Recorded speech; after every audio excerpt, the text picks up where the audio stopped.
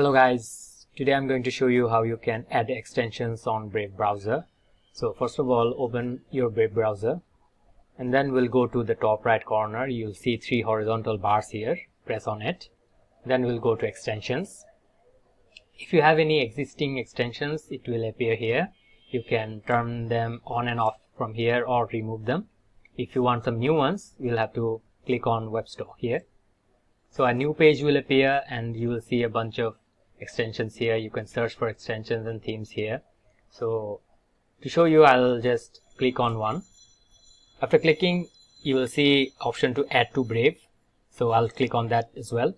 After clicking on add, it will ask your permission to add the extension to your browser. So you'll simply have to press add extension.